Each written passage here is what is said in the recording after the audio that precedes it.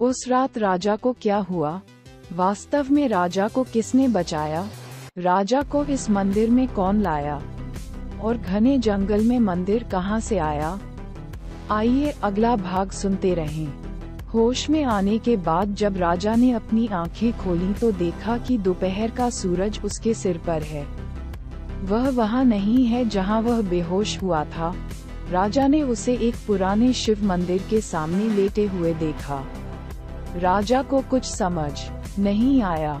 दरअसल राजा इस मंदिर के सामने कैसे आए?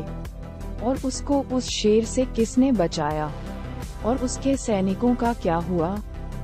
इन सभी सवालों का जवाब सोचते हुए राजा खड़े होने की कोशिश कर रहे थे, लेकिन अधिक चोट लगने और कमजोरी के कारण राजा गिर रहे थे। लेकिन अचानक किसी ने आकर राजा को पकड़ लिया।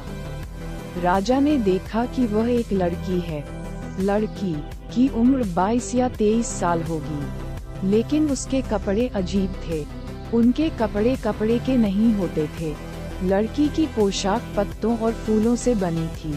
लड़की बहुत खूबसूरत लग रही थी। राजा उस लड़की से कुछ पूछने ही वाला था कि लड़की ने राजा से कहा, आप नहीं उठेंगे, आप स्वस्थ नहीं हैं और शारीरिक रूप से कमजोर हैं।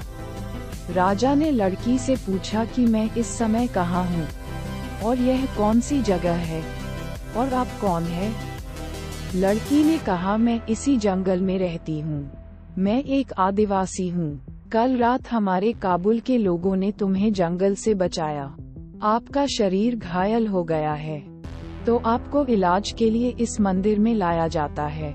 बोलते बोलते राजा ने देखा कि कुछ लोग उनकी ओर आ रहे हैं। जब उन्होंने आकर राजा की शारीरिक स्थिति के बारे में पूछा तो राजा ने कहा कि वह अभी भी बहुत कमजोर है और उसमें उठने की ताकत नहीं है। उन्होंने राजा से कहा कि आप चिंता न करें, हमारे इस मंदिर में स्थापित महादेव की महाशक्ति द्वारा आशीर्वादित औषधि से आपका उपचार किया गया है, तो आप जल्द ही ठीक हो जाएंगे। जब राजा ने उनसे इस मंदिर के बारे में पूछा तो उन्होंने राजा की पहचान पूछी।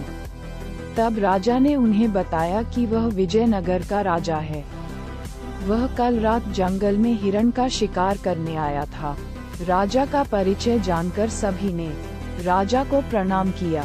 राजा ने अपनी जान बचाने के लिए उन सभी को धन्यवाद दिया और इस जगह और यहाँ के मूल निवासियों की अनजान जिंदगी के बारे में जानना चाहता है।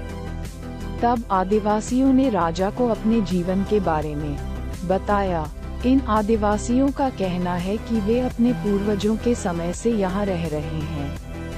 ये आदिवासी करीब 400 साल से रह रहे हैं। दरअसल वे दूसरे लोगों को यह नहीं बताना चाहते थे कि वे यहाँ रह रहे हैं।